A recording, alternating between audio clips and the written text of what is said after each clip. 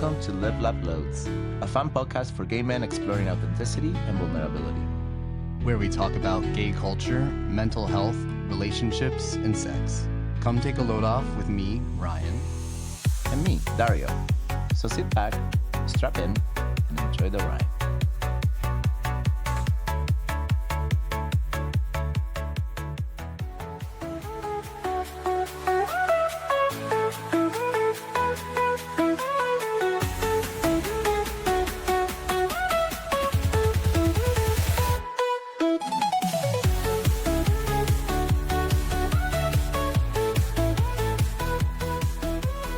You're listening to the continuation of last week's episode. We hope you enjoy it. Let's jump right in. Okay, so this is the next topic, which was the original discussion with Benson Moon. And this is the two concepts that are brought up a lot when it comes to storylines, right? One is queer coding, and then the other one is queerbaiting. And just for the audience, I want to clarify what these terms are. Queer coding being that they are hinting at queerness through the subtext of the character or the storyline, Mannerisms, the voice, the dress, the colors, the outfits, but they're not explicitly gay. And the problematic ones are Disney villains. So we have Ursula. Jafar. Jafar. Yeah, I think Jafar. yes. Scar. She says, Scar. Mm-hmm. You thought Hades too, yeah. Hades. They all have this like queer mannerisms, and it's problematic. I mean, like Ursula, we know she was modeled after the drag queen Divine. Even to the point, like the problematic part with Disney is that they're the villains. And so they are creating this association of gay quality. Queerness with evil. And so that's why, queer coding, it's very problematic. You have another example? Well, I mean, yeah, him from Powerpuff Girls is, I think, is a really common one. Yeah, the boots, right? With the like high heels. He had a tutu. He wore a tutu. He was a fun character, but yeah, I mean, he was literally the devil. Yeah. He was literally a gay devil. Yeah, exactly. And so versus 3 white girls. Yeah, so that's the coding and the problematic. I don't know if I've seen any like gay coding that is like a good gay coding. Like I don't have an example of like a character that is hinted at for being gay, but isn't like it's actually like a powerful, beautiful being, right? Yeah. Get back to us if you guys are listening to this, and if you have examples. If you have an example of like good, positive queer coding. And then the other concept, queerbaiting, which was where it started with the Benson Boone thing, where is this promise of queerness. This promise that the character might be gay, but it's not. I wouldn't promise, doesn't it? Teasing of queerness. It's a teasing of queerness, is adoption of queer. And or an idea to appeal to gays without actually like owning anything. Like I want, like usually in like the sexuality through like sex sells kind of a concept. At this point, all we know of Benson Boone is that he's not gay, but he plays in that space where like he could be. And so I think like other examples that I have are Batman and Robin. Well, this is like the most common. Batman and Robin forever. Yeah, like we know that there is something there, but also it's a problematic story because Robin is adopted by daddy figure. By the daddy figure, but there's also like this romance, especially on the older cartoons, and there was a lot of innuendo in the comics.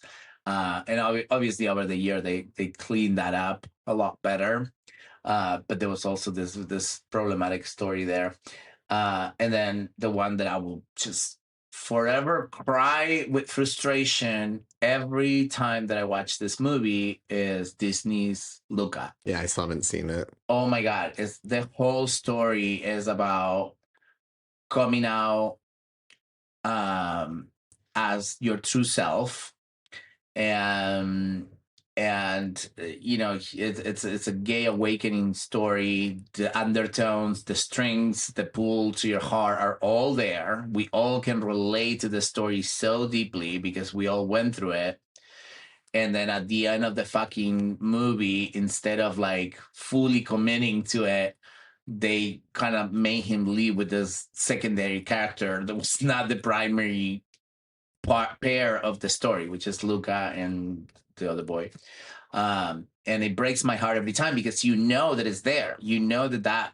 Well, to have a whole story that's about coming out as your true self and then to have it end on not something that's true, like it's the worst baiting I ever, you know, like experienced. You know, like there's rage because everything points towards these two boys are going to end up together, and then he leaves with the girl. You know, and it's just so frustrating, you know. Yeah, and then my primary example growing up is from the show Supernatural. Have been obsessed with that show growing up my entire life. I didn't finish it, I think, until the pandemic, because I finally took on the endeavor of like, I'm going to watch all 15, 16, 18 seasons, whatever it is.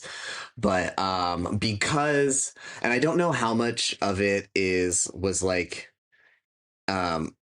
it, prior to them breaking the fourth wall, where they start like playing around with like, this is a show and this is obviously a show and we're gonna like make it kind of like a comedy story point line. Like one episode they literally end up in an alternate dimension where they're like on the set of the show and like they're themselves playing their characters playing themselves, which is just really funny. But anyway, they tease so much at not just the more common popular one is Dean and Castiel, but even with the brothers, Dean and Sam, they do a lot of this like queer baiting, like oh my gosh, why can't it incestual sort of like moments. And then where the breaking of the fourth wall kind of comes into it is there was so much fan fiction around Supernatural that really like played into this like romance between either the brothers or Dean and the angel Castiel.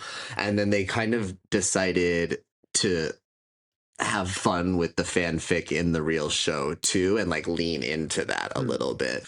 So and it's funny because I actually don't remember this moment, and it's probably only because I have only watched the later stuff one time as opposed to the earlier stuff, which I've seen like numerous times over and over and over again. But apparently there's this like really famous moment at the very end in the last season where Castiel explicitly says that he loves Dean, which is I swear that they had like expressed love for each other, like all of them, numerous times throughout the show. But apparently this one is really nominal, and that he expresses love specifically for Dean and then immediately dies. Oh god, he gets killed off. And then so that's kind of my primary example that I think of when I think of queer baiting is that show. It's kind of making me want to watch it because I've never seen it. It's a good show, and it's a really great combination of like funny but supernatural sci-fi and like horror. Like you'll have this one episode where they're at a girls' private school and there's some creature haunting the situation, and the girls are putting on a production of the supernatural story, because where they break the fourth wall is that they're in the show. There's a book series that is detailing Sam and Dean's life, and you find out that it's being written by somebody who's like a prophet of the Lord, and that's why he knows everything that's going on with Sam and Dean, is because like he's divinely in tune. And so because there's like a book series out, they have all these like people out in the world in the show who like know who they are kind of, and they go to Comic-Cons for themselves. So they go to a girls' private school and the girls are putting on like a theater show of their lives, and then like the very next episode starts off with this like horrifically gory scene where somebody's getting like ripped to shreds, and you're like, I forget that this is even a part of the show. Maybe I won't watch it, but it's done in like a campy way. Okay. You're not going to see like intestines falling out. It'll just be like all of a sudden somebody's head gets chopped off or something like that. Okay. which it just sounds, it's not as gory as it sounds. So yeah, so other examples, I guess. I mean, Disney in general, it's a very complicated brand because they do support the gays. They have gay days at the park, where they literally just have a bunch of gay people walking around the parks. But then when it comes to storylines, they just never pull the triggers. Like most recently with Elliot, apparently the original director wanted the character to be fully gay, or non-binary. I can't remember exactly. And then they pull the trigger at the end, and like where they just don't do it, because they're afraid of the parents' association, complaining that it's what you were saying earlier, that it's just like promoting gayness on kids, Yeah, indoctrination. indoctrination. Bullshit. It happened with Star Wars, with the new Star Wars, where like there's a storyline with Finn and Poe, and you feel it, you feel that baiting happening, and you think that they're gonna hold hands, you think that they're gonna kiss, and then they don't pull the trigger at the end, and instead they put like a lesbian couple celebrating in the background, like, and they give a kiss, and even that kiss was removed, and it was like a whole drama around this kiss, about just like a couple celebrating the ending of the movie, right? So yeah, Disney disappointed. Well, and I guess I'm curious. Are you aware? Do they do anything else aside from gay days to like advocate or support LGBTQness, or is it I just think like like this day at the park where they profit off us? in Florida, they have been actively trying to fight some of the policies, especially when it comes to like freedoms taken away from gay people, Okay. like, and I think that they're really good to their employees. Um, they're very accepting, like it is an inclusive environment. Well, I think to some degree they kind of have to be Yeah. because you're talking about like their performers, and Right. so many of them are gonna be queer. Yeah. So it's like if you're not Like if you want the arts, you know that the best artists are going to be the best dancers, are the gonna best be gay. characters, they're gonna be gay. Like who else is gonna end up in like theater? Good Yeah, singers. who's gonna else is gonna end Yeah. up like being Aladdin, Yeah. as walking around Disney? Who's gonna be the genie? Like it's gonna be gay Exactly. people. Yeah, exactly. So um this one, guys, oh my god. It So blew Dario out of the water when we learned this truth because we actually just learned the truth while preparing for this for this episode. episode. So there's this band called T.A.T.u. They are from Europe somewhere. Hmm. They're not American. I think they're just British. No, Are they not just I British? feel like they're like Swedish or Oh. something. I don't know. Anyway. The song, it was called "All the Things She Said." Mhm. All the things she say, all the things she say, Run it through my head, run it through my Oh head. my god, sorry guys, Famous, we did that. iconic, Yeah, but huge, but huge because queer it baiting. was a lesbian song about them, and they presented themselves as a queer couple, Yeah. and we just learned that everything was a fucking act. Yeah, it was all fake. And not only was it fake, but specifically one of the artists in like an interview, I guess like years later, specifically said that she wouldn't support like a gay son or something like that. So it's like they absolutely profit and commercialized, and that's a crazy example of exploitation, not even yeah, just baiting. That was just literally. straight up exploiting gay queer identity for personal gain, Yeah. and that makes me so upset, you know. Well, it's because it like literally when we first started looking them up, it was because Dario was like, "Oh yeah, they're iconic. We have to talk about them." And I was like, "But not in the way that you think." Right, yeah, no, absolutely blew my mind. But this is common, like I don't know if you guys been following, so the original Glinda on Wicked, Kristen Chenoweth, Mm, she's in hot waters right now with the gay community because after Charlie Kirk's assassination, she posted in some thread how she was so saddened about what happened to him, because even though she didn't agree with a lot of the talking points, she thought that he was a good Christian man.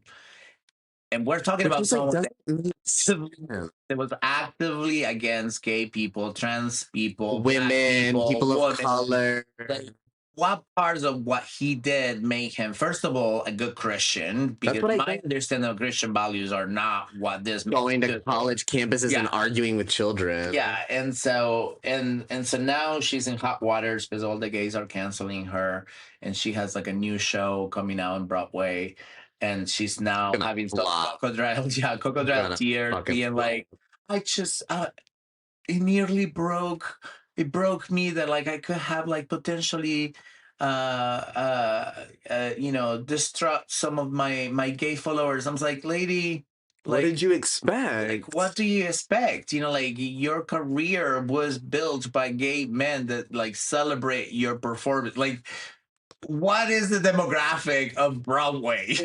Like I think part of the problem is that when people are making statements like that, they're not being probed about it. yeah. So like if you're gonna sit there and be like, I don't agree with everything he said, but I think he was a good Christian man, what did you not agree with? And what did you think made him a good Christian man? It's Speak like, to it.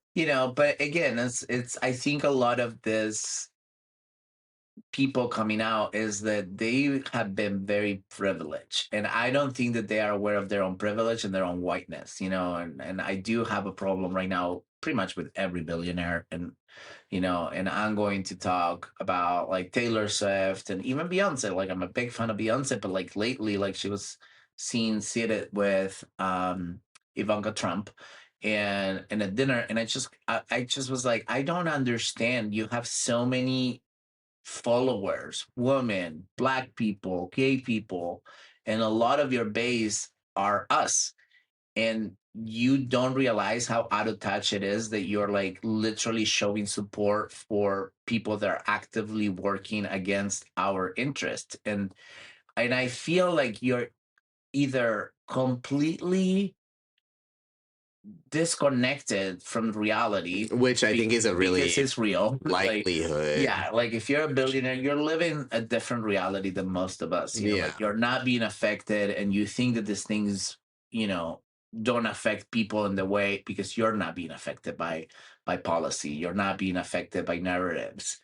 And it's just frustrating. And I'm not gonna say that like everything that they do is terrible, because they do speak against the government and they do show some sort of alliance to us, but it feels that they could be doing more, especially with their platforms and especially with their positions of power, with their wallets. And I don't see enough. And so I feel like what's happening for me right now in this moment in time in politics is that a lot of my idols are falling, and other people are rising up, like Dua Lipa, Lord. Just Lord. uh What have they done? they being pro-Palestine, they being super vocal about support, removing their music from Spotify Israel, Wow, go Dua. and like showing flags at concerts. Lord's not super huge, so I mean she's big, but I feel like Exactly. Dua's. Exactly. So I'm happy to see that. I mean, but that's the thing is I feel like, okay, so lesser people, like Because their reputations are. I don't Yeah. care. No, I I'm don't. certainly It's like not just take not like justifying. take a stand. Like Madonna, if anything, we can criticize Madonna all you want, but she will always fucking make it well known where she stood Yeah. on every single issue. And I feel like the new people that we are making them famous.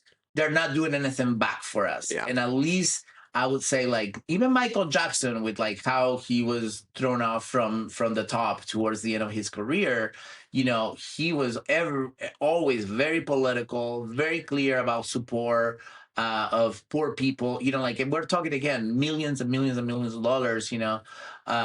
And they didn't care. They didn't care to lose some followers to speak the truth, to speak, power to truth, and to speak against minorities and uh, what's the word that I'm looking for? Uh, yeah, groups that are not part of, Marginalized. marginalized. Thank you. Oh my God. It's like, what's the word? What's the word? Yes, that's the word, marginalized. And so So I don't care. Like we have people now like Beyonce and Taylor Swift, billionaires also. It's crazy to me that Taylor's. Billionaires. I will They say, have so much money. I'm And so shocked to hear that Taylor Swift isn't doing more with her platform and money. same. But again, I think it's because they're so fucking like she's so fucking white. But she like was like she kind of. It felt like she was like she didn't. What was that? She did that one video. Yeah, You know, the Glad video. it was a bad video. You need to calm down. Yeah. It was super campy. It was cheesy. It was supportive. You know, Where did that go? I think she was like, "That was it. I did it. That's my part." Yeah, it's like a checkbox, you know. And I wanted her to be like more vocal right now. Like we need people to be more vocal, and you need to upset some of your base. Yeah. You know, because stop trying to appeal to everybody. You know, like, and what else do you want? How many more billions do you need? Like, I promise them, like, if 30% of your base decides not to listen to you anymore, you'll still be fucking fine. To be fine compared to what's happening to the people that don't have that amount of money, that don't have that power and reach, you know. And so, like, I don't understand how you can be in that position and not do more, you know.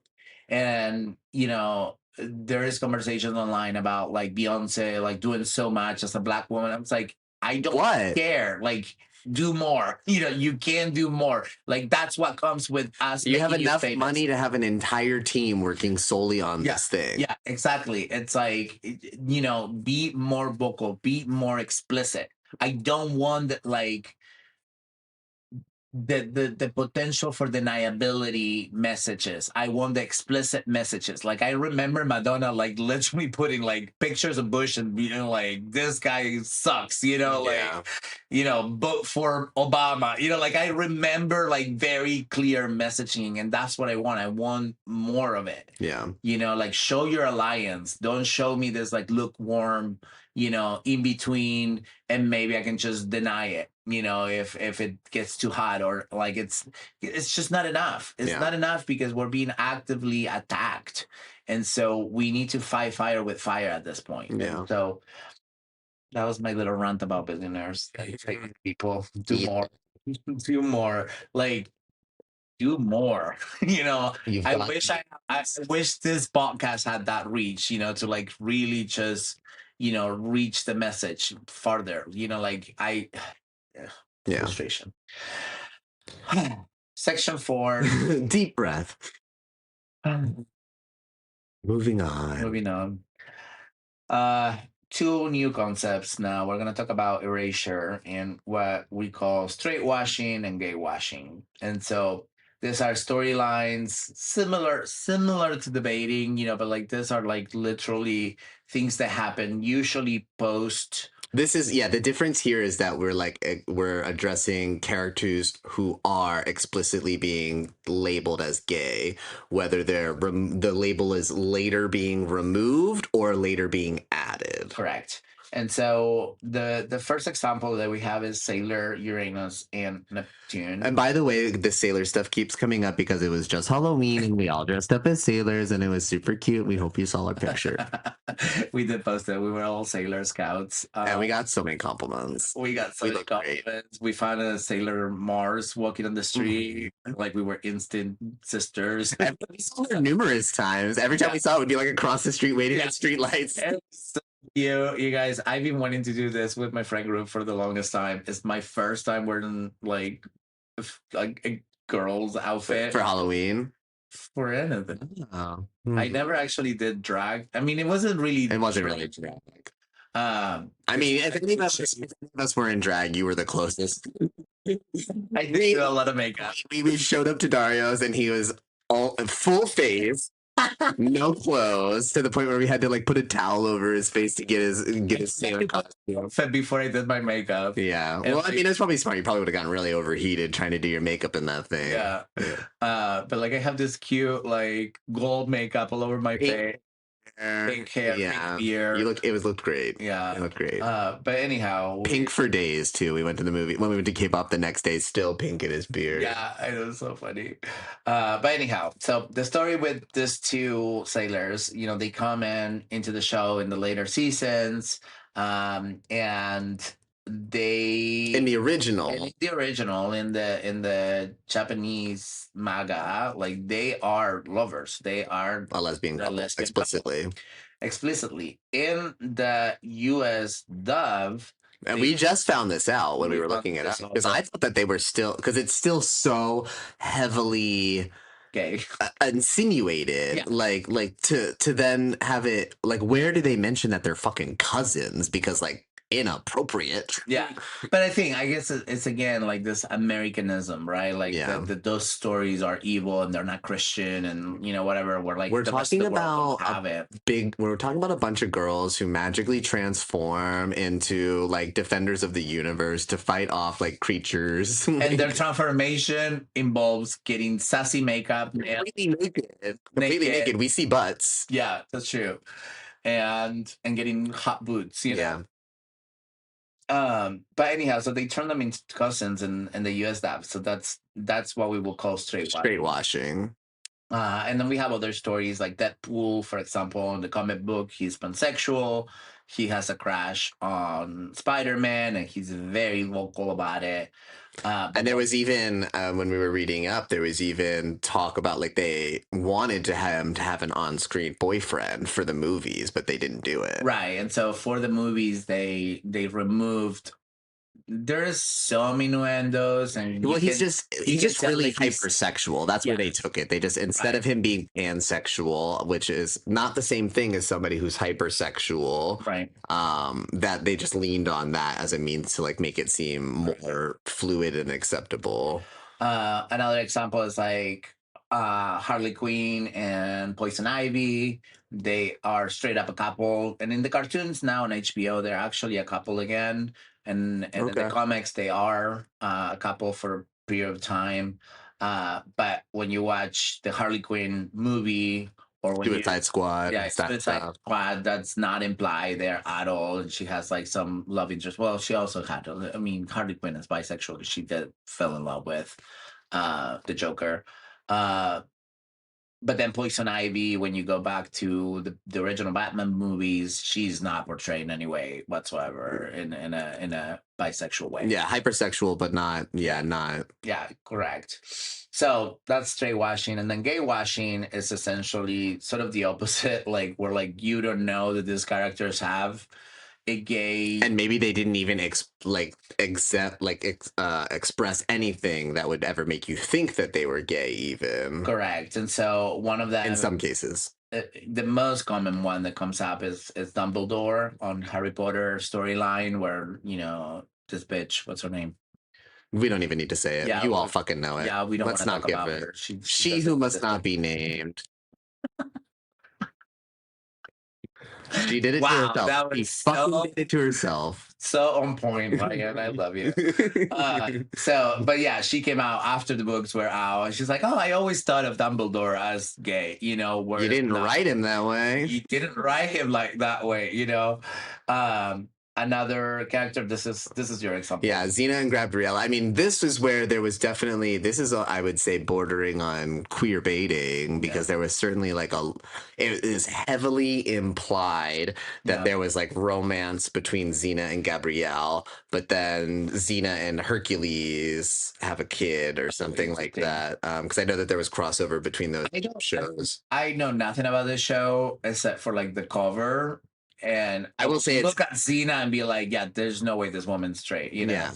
and then it was years later during like interviews and stuff, they reveal like, yeah, Xena and Gabrielle were involved in a couple, and it's like, okay, well, you could have just fucking said that. Like, how do we go through years of watching a couple on screen together and they never kiss, they never give a little. Did you ever watch Merlin? The show? No, but I know about it, and I think it was a similar thing. Similar story, like Merlin. I mean, this is baiting, not gay washing, but Merlin and Prince Arthur, like the romance. No, that's wrong. I have seen some of it now that there were moments where like it was so gay, and you just kind of wanted them to like kiss. Like you're like, oh my god, the tension is so there. but it just never happens, and you're just kind of edged. It's like I would rather them just like lean into it. Like that happens in the real world where like there's tension and maybe something happens between two people, but that doesn't necessarily even make them gay. Right, like correct. They could still like be like let them have like a confused moment or something. Like make it real. Yeah. Oh yeah, I would love that. See, like that's such a like that even feels more relatable as a story, and it would feel more resolved. Because as gay people, we have this with a lot of our straight connections, you know, where like we feel the tension, and maybe even they feel it. Sometimes they feel it, and it's just, you know, there's so much societal like blockers for them than they are for us now, that it just doesn't go anywhere. But like at least even, or if it does, you know, like it's very confusing. But I have had so many more of those, you know, where like you had feelings for straight men will be confused. Like I remember this roommate that I had a long time ago where like we will cuddle, we will be in bed together, and at some point he's like, hey, this is very confusing. Like I am so attracted to you, but I'm not attracted to men. And you know, like, and it was just like this things were like, even that was so much more healing for my heart, you know, than you know, not actually discussing it or talking about it, right? Because it felt like they honor me, and it was just a beautiful thing that made our friendships a lot deeper, you know. So to all you producers out there who are clearly listening to us, sure. Then we have some other examples that, you know, kind of queerness that happen later, right? And Belma from Scooby-Doo, I think she was a lesbian icon for the longest time for lesbian people, for lesbian girls. But obviously in the original like show, that never happened. But recently they did the HBO new cartoons where like Belma is the center character and she's like a full-on lesbian in it. And you know, I don't have a problem with that personally. Like I'm like, okay, well, you guys learn from it, and maybe, you know, the original Scooby-Doo was airing, you know, when I was a child, and it was so like, you know, like we have like we have very clear, obvious romantic entanglement between like Daphne and Freddie. But I will say, outside of Daphne and Freddie's little thing, I don't recall much of anything about like romance, anything from Scooby-Doo. So it's one of the topic. Exactly. So that's why I agree. I think it makes sense where it's like I'm not necessarily mad about that one because it like it wasn't like they were hiding it or lying about it or like saying stuff outside in the real world that wasn't representative of what we were seeing in the show or anything like that. So I agree. It's not misrepresented. It's just maybe like now we're in a time where like we can go deeper into the stories, and I think that those cartoons also are not intended for children. HBO's a more adult platform. And so other example is Iceman from the X-Men. You know, he wasn't gay originally. I mean, X-Men in general is so queer. Oh, that is a good example of queer coded cartoon. You know, like where it's not explicitly gay, but we know, or as gay people, you can watch this show and you know that them trying to hide their mutant gene and their mutant powers and having to come out to other mutants in order to be safe. Like that is obviously the gay story, right? And so I know, you know, like just from interviews and knowing the intent of the writers, you know, that was the intent of like the minorities that had to hide, you know, not specifically gay, but mostly gay people that had to hide, you know, a part of themselves in order to be safe. And so, but Iceman in particular, he wasn't gay on the original run. When you say the original, are you talking about like the first movies or the comics? Comic, TV show. Cartoons. Yeah, before they even the movies first started getting really popular. And then in the movies, they sort of hinted it because they go to Bobby's house and he comes out as mutant to his parents, and I cry every time I watch that scene in the movies because it's literally is him just being like, hey, I have something to tell you. I'm a mutant. And like, let me ice your... like, yes, you are, and I am too, and I went through this. Well, and you know that the actor's gay. Oh, I didn't know that. Him and his twin brother, Sean and Aaron Ashmore, are gay. Wow, that's news to me. But then in the cartoons again, or yeah, in the cartoons, on the newer runs of the cartoon, he actually is gay. And the way that he comes out of the closet is because Jean Grey is talking to him and casually mentions that, like, he's gay. And he's like, "How do you know that?" It's like, "Well, I always know. I'm a psychic. Like, I always known you being gay, like." And for him, it was because you think about dick when you're near me, and I see that shit. But I mean, again, this was handled in a way that I'm like, okay, well, like, I'm not upset about it because he was hiding it from himself, and Jean Grey sort of like get him out of the closet, which I think is kind of funny.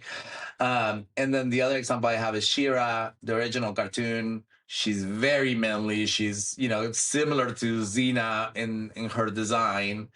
And then she's not specifically gay on the new one. Is it? Does it end where she actually? Yeah, it ends in a very non-binary, sort of fluid way on the new cartoons from Netflix. Great storyline. Yeah, I've never really watched it. I know it. Representation. But I've not watched it. Good representation of color. Good representation of different sexualities. Some of the original characters appear in the original form, and they are like, there's like a gay parent to this boy, and again, like, it's handled in a very normalized, uplifting way. So I'm all about the new She-Ra. And it's just a story of women empowering women, and it's just really beautiful to watch. And I think, like, again, for exposure for the new generation, I think it's a beautiful storyline, very similar to my favorite cartoon on Netflix, called The Dragon Prince. Yeah, great show. Oh my god, so good. So good. Why is it so good? I know the way that they handle queerness. Like, there's like a couple of queer queens that have a daughter, and it's also very normalized. Aren't the am I thinking of the wrong show? Aren't the, like, elven people? There's the moon elves that kind of like do all this weird, like, or poly group thing, right? I don't remember exactly that, but there's a queer male couple. They're the assassins that train the main female character elf. I forgot her name. The girl who can, like, teleport, right? Maybe I'm thinking of a different show. I don't know what you're thinking about, man. The Dragon Prince is the one with the boy who uses the Storm Stone to do magic, right? Yeah. He's one of the brothers. One of them is their half brother, and then the king is a black person. And they're also a really beautiful representation of, like, this king royal with elevated morals, and then his child also black or half black, like, beautiful morals about what it is to be a leader, with really high morals, right? Like, with, like, really beautiful, like, justice capacity, and kindness capacity, and oh my god, like. But yeah, the female in their group, the, like, the elf girl, her parents, but she also comes from a group of polys. Like, no, there's two guys that raise her, and they're like, I know because they're like my photo on the Netflix, like my Netflix profile is one of the boys. I just can't remember. Then maybe I swear it's that show, but there's all kinds of different elf races. There's other elf races. There's the sun elves. There's the dark elves. Like, there's like multiple. I just remember her specifically, like, being with a group of people who, like, her people, and there was, like, some kind of, like, they were all in a relationship together. Then I have to be thinking. It's like I must be thinking of a different show. But I don't know what it is. Isn't that the same show where there's, like, a moon goddess who, like, steals power from somebody else or something? There's the moon elves and the sun elves. Anyway, they are gay. They're a couple. They're together, and then raise her because her parents. I don't know what happened to her parents. I can remember, but this gay couple raise her, and then they die, and it's like this really sad story where one of them dies, and then the other one dies, and then she brings them back to life in the later season. Okay. Just beautiful. Yeah, I fell off the show. Really, really amazing storyline. Really great representation in general. There's a disabled person. There's a mute person. It's one of those good shows where it's like great for children, great for adults. Yeah, Like, yeah, just good. it's just so beautiful to see good representation of all of the storylines. Like in every character is it's addressed with so much care. And so I absolutely love that. Um, And then I have a little real random example here, only because it's been super relevant because me and Drew have been working our way through The Boys again. And there's this moment in, I think it's season 3, where all of a sudden with the character Frenchie, I guess because people were really like latching on to him as a character for whatever reason, they decided to throw in this like romantic element for him. And they just like, it was just so out of left field where they just like made him, I guess, bi as the point, but it didn't feel organic. It felt to the evolution of the so character. forced because it was literally like I remember, and I've watched Drew experience it this way, and I've watched other people experience this way. Where like the first moment where you're like, "Wait, is Frenchie?" and then he kisses the guy, and you're like, "What the fuck is happening?"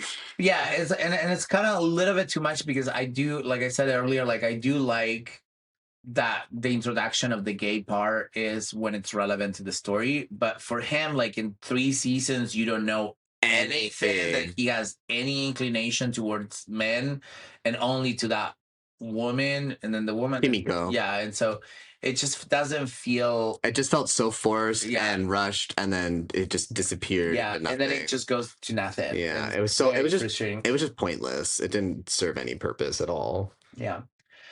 So section 5 is about what storylines get actually represented. And I think, like, again, it's not bad representation, but it is the most digestible representation of queerness. And it is not true to reality in many ways, and so we mentioned Love, Simon, which was the first network, like big studio in theaters that come out, and I think that's why it was so big. The second one that also came out a few years after that is Bros, and these are like those easy, digestible, white, middle upper class narratives. I think like Love, Simon did heal something in me because it's the first time that I saw a storyline of a father, specifically the father figure of him, being so completely accepting of his child in this beautiful way that you just feel that that's what you wanted to hear your whole life. Was Love, Simon before Call Me by Your Name? No.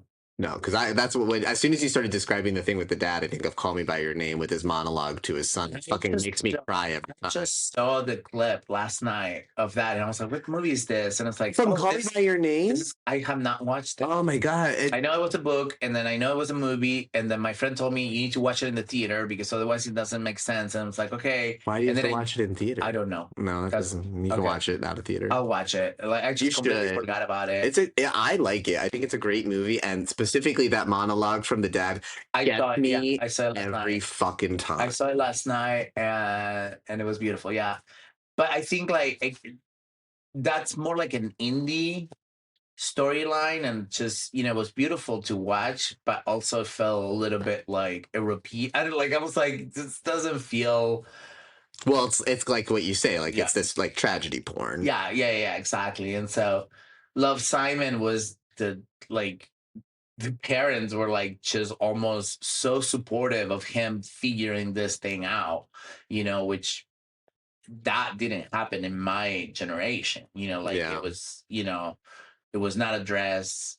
My parents, I think, tried their hardest so that I wouldn't be gay, and so they tried to like almost brainwash me into like the straight narrative, which created just way more conflict, and just like having a parent, allowing you to discover that with just full support and acknowledgement and like grace and like the normalization. I think like there's a big difference between acceptance that still implies that you have to like come out and be accepted, and then there is the normalization storylines where It's it's normal just for like, kids to figure out their sexuality. yeah, and that's it, and it doesn't matter anymore It doesn't whether matter you where you want, end up, but like this process of like getting to know who you are yeah, sexually is just normal. like where you don't have to make a choice, you don't have to come out, like you just are, and Yeah. like I have not experienced that, and I hope kids are experiencing that nowadays, at least more and more,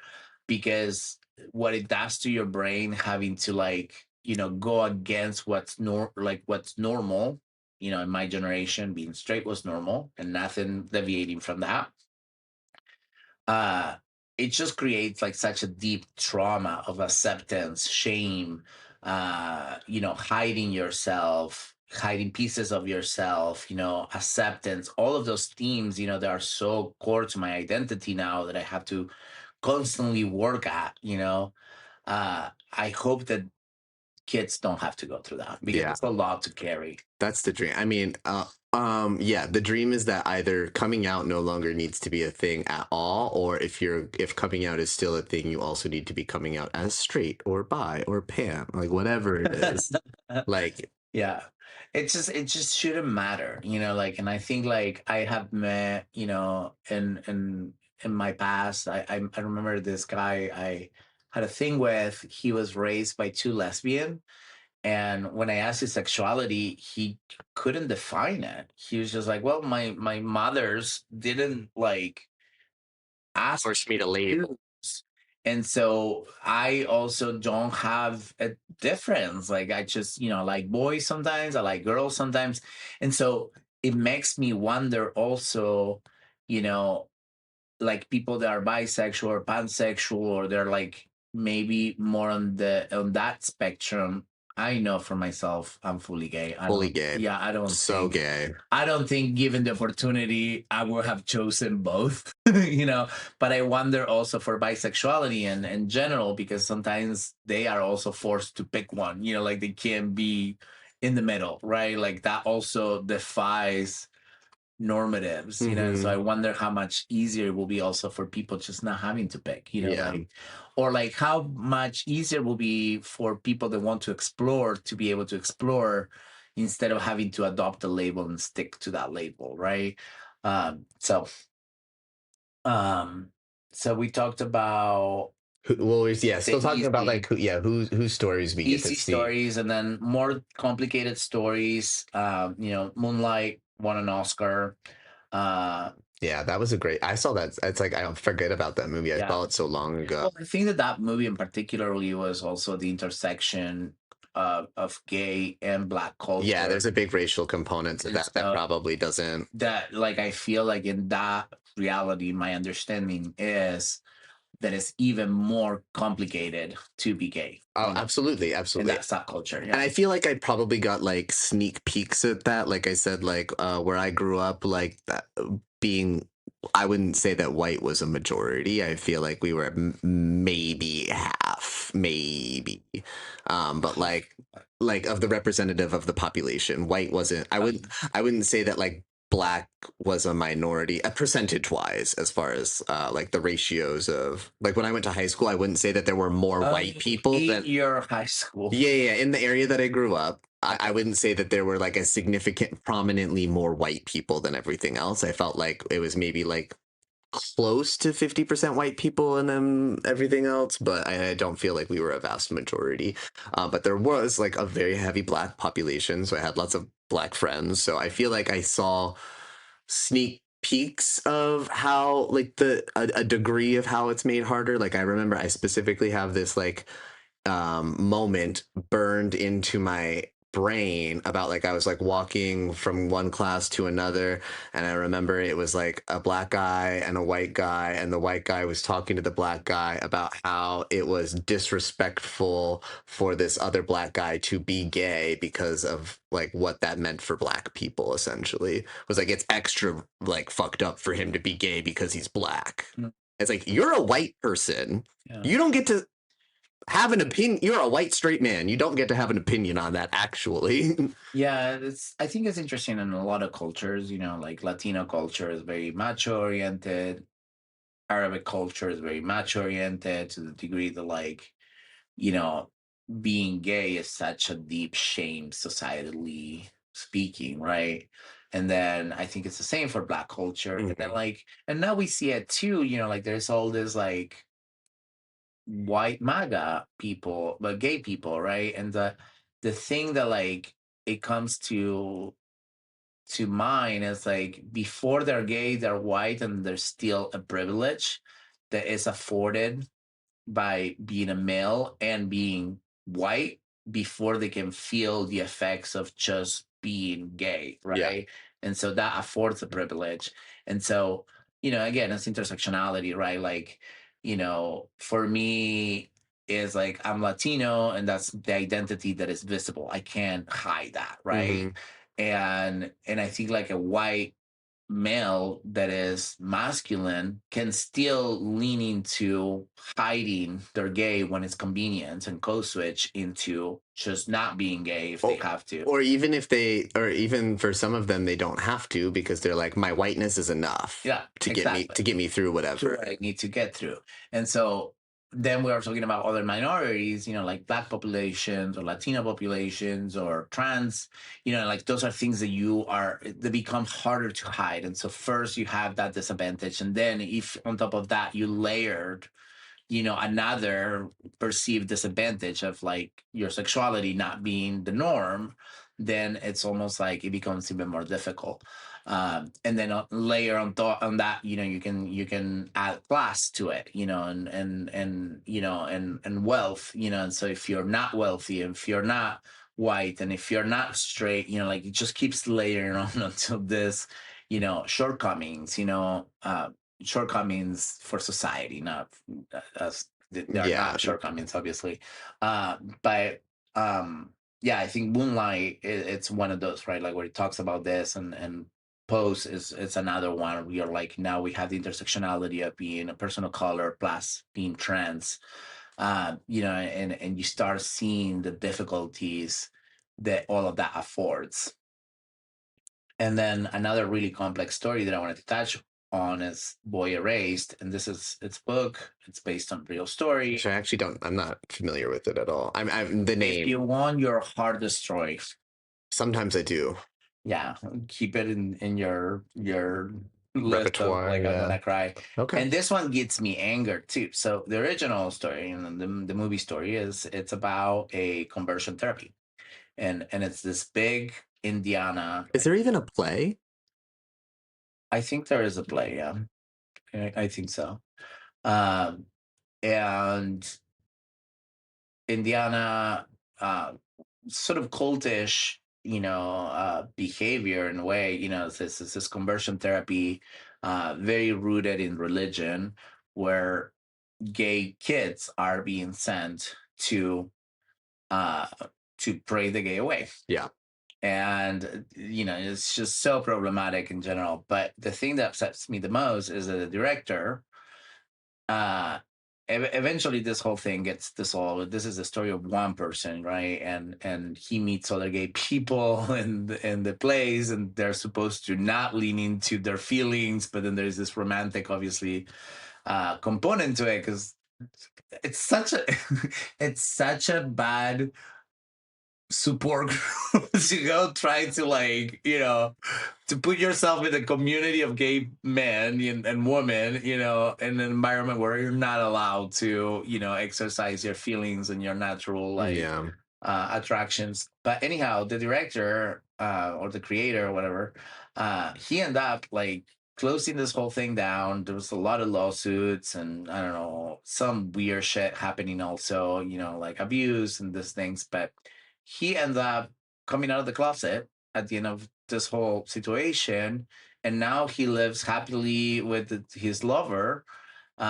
He shows some level of remorse, but in my opinion, just the fact that he exists is so problematic. Like, I'm like, you made so many lives miserable, and then you get to have your happy ending, and it's so angering to me because he needed therapy to own his gayness, and instead he created a whole movement of hiding your true self and not integrating that shadow, that kind of brings it back to like shadow work, right? That we talked earlier. And instead of integrating those things, he just made everybody's life miserable. And the reason why this story is important to me is because when I was living in Austin, I know still, I went to her wedding, this lesbian woman that actually went to this particular flavor of conversion therapy with this was it, right? And so it touched, and I went to see this movie with her, and she was crying through it all.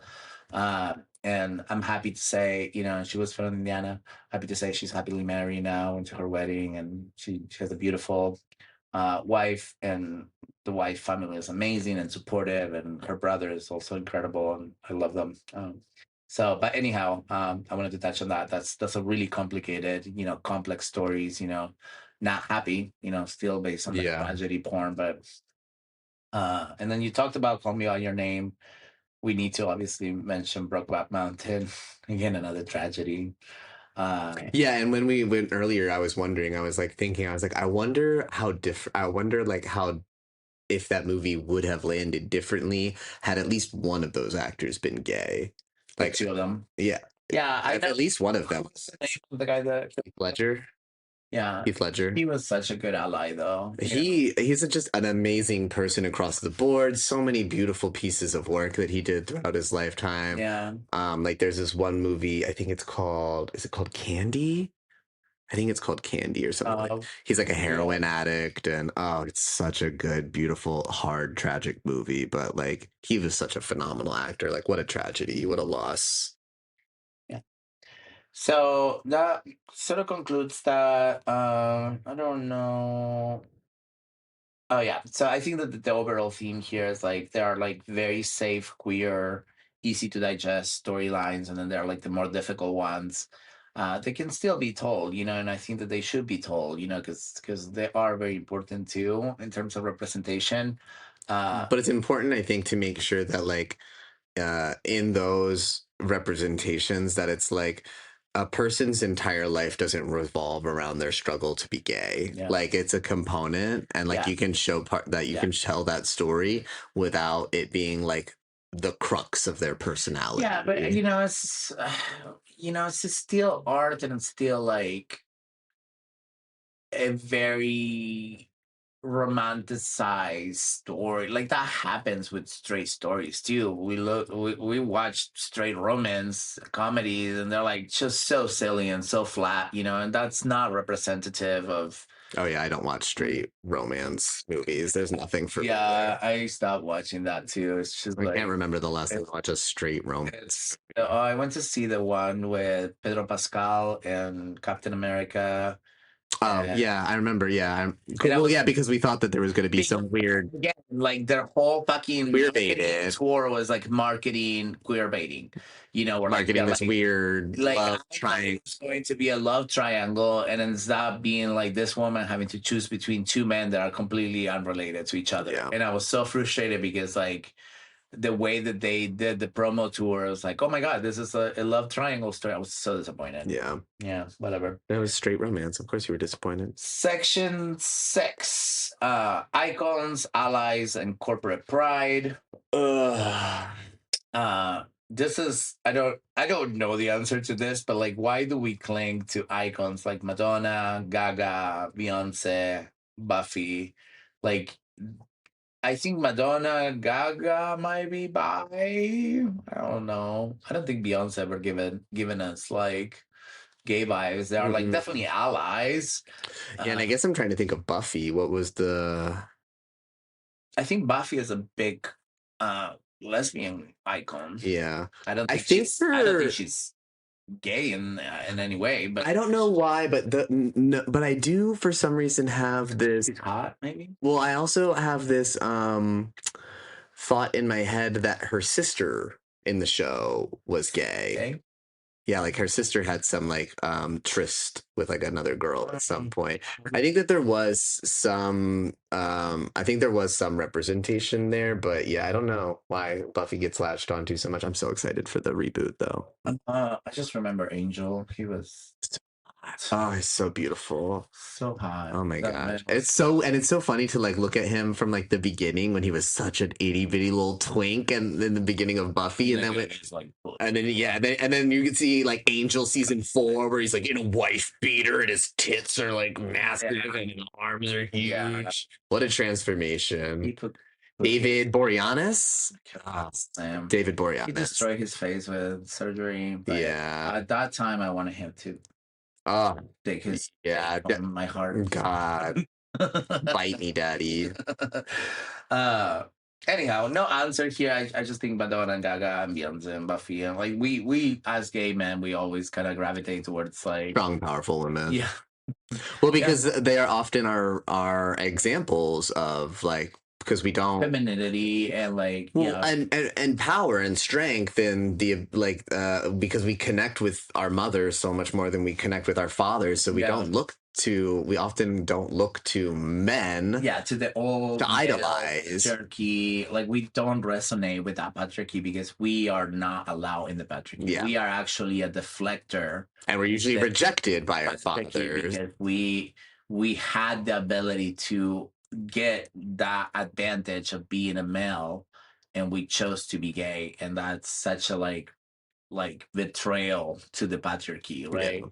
Um and then yeah, and so I think like they're also queer coded in some way, like obviously Madonna and Gaga, they have so many songs that are supportive and allyship and sexual and like I think that they were the closest things that like we had to representation, at least in my time. um and then corporate representation, I think this year truly, like when they removed the DAI policies, Really saw everybody's true that we colors. started to see the true color and the true extent of like which companies were, just using it as a mean to exploit. Target. Yeah, Target. Hugely. Yeah, like so many of them that were just pinkwashing, and this year they put zero, like even Google, like they put zero effort to show representation during Pride, because now they were not mandated to do Yeah. it, and I was like, wow, that's very shitty. So like that's what we call pinkwashing, essentially just using gay colors, gay logos during Pride, pretending to be supportive, but ultimately like not really investing in local communities, not Yeah. really investing in and gay policy. Or yeah, or even making clear definitive statements about your stances. Correct. Like Yeah. if you're gonna if like a corporation like Target is gonna get all of this flack for like selling gay merchandise, you need to put out a statement. Yeah. Like Yeah, exactly. like Yeah. and the statement is as simple as if you don't like to see it, don't come to our store.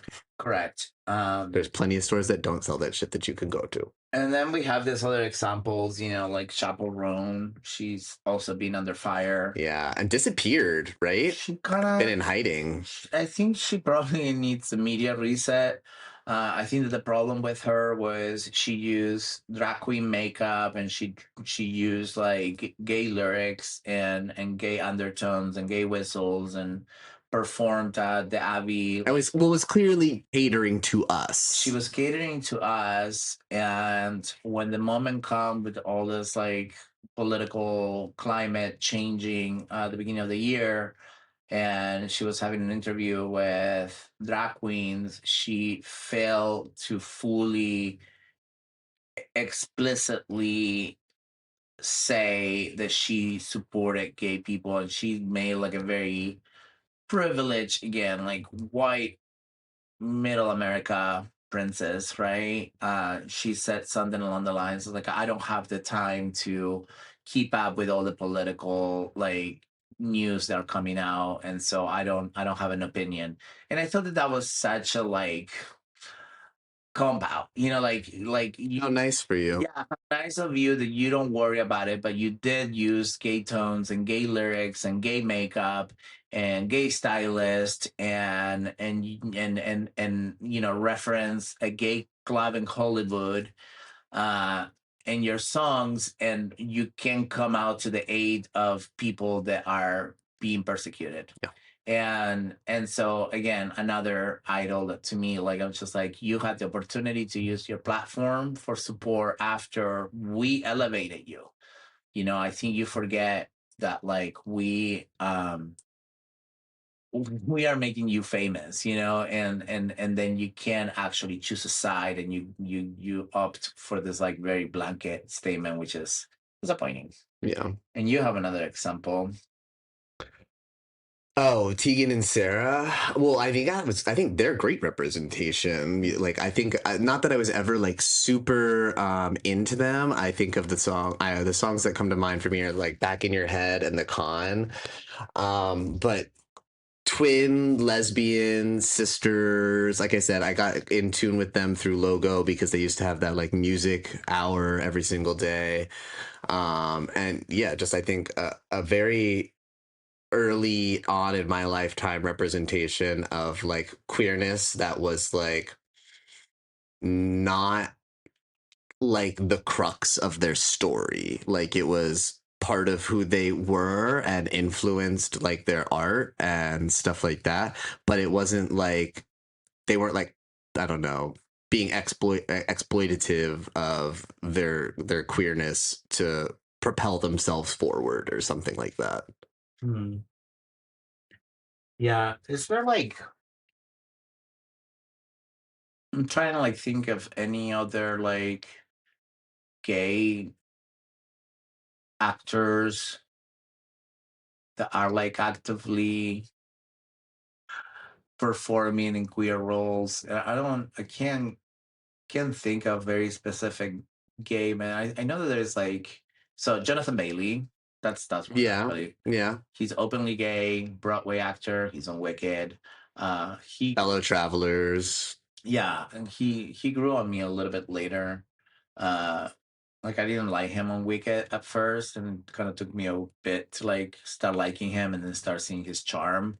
I think my biggest problem with him on Wicked was like he just didn't look like a child that was like in school. He Like was too old. it's too like, I'm like, He's. you get me off I the, agree. like, I'm like, I can't think of you at the same age as Ariana Grande. Yeah, even Cynthia looks like Yeah. younger and Well, but with her it's more understandable because she's there with her sister. she's supposed to be a little older. Yeah, she's not supposed to go to college. She's just gonna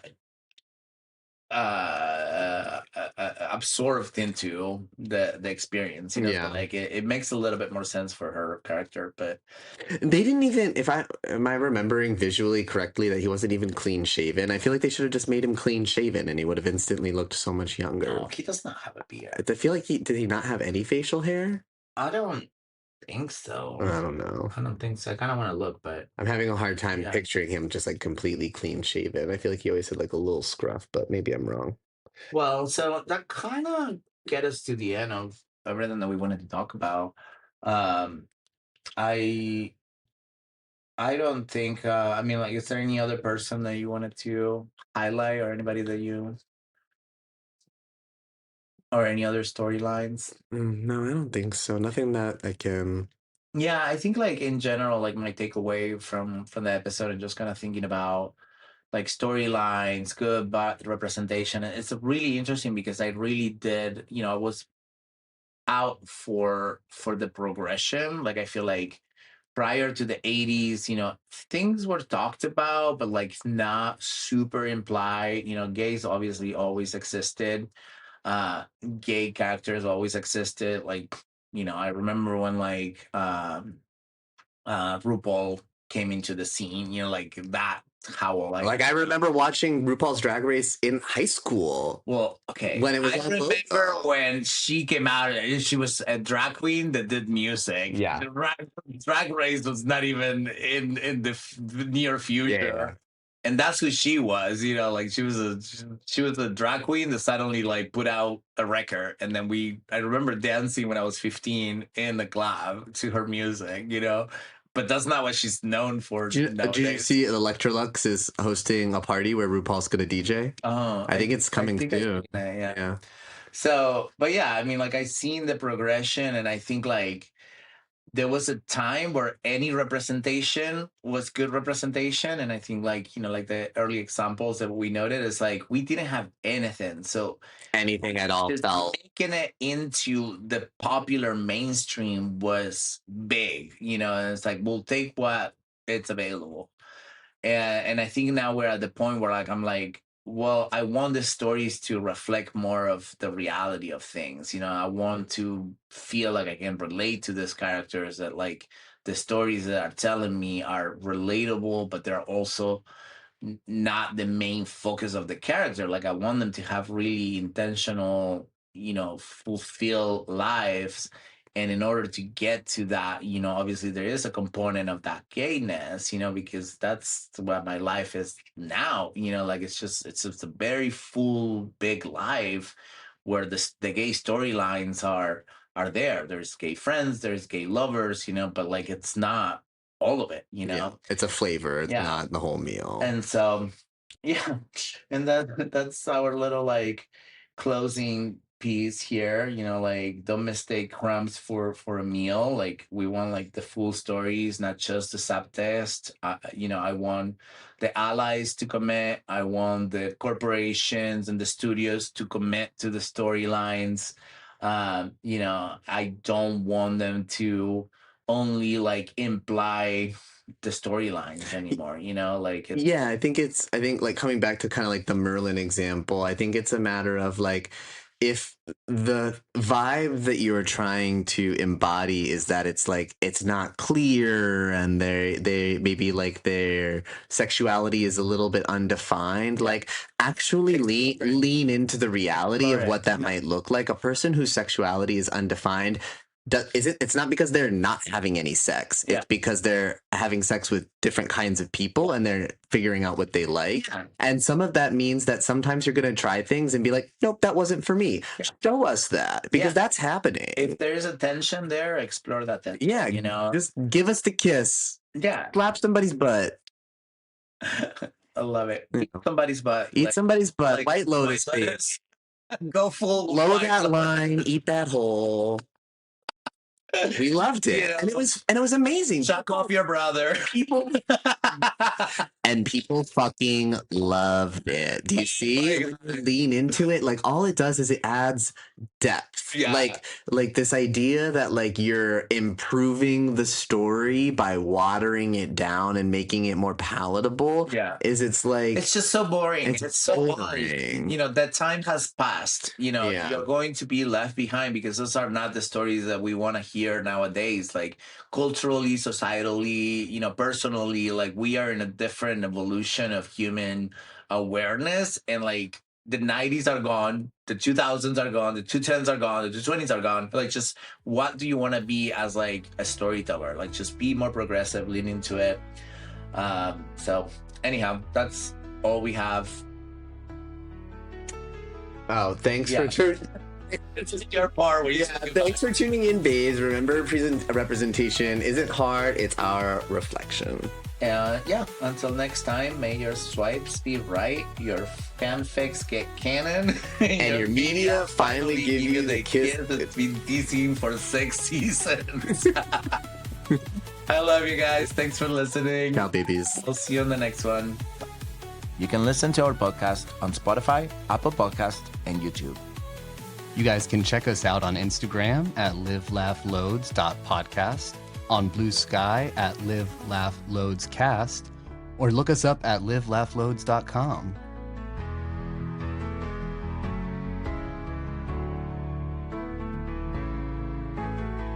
Do do do do.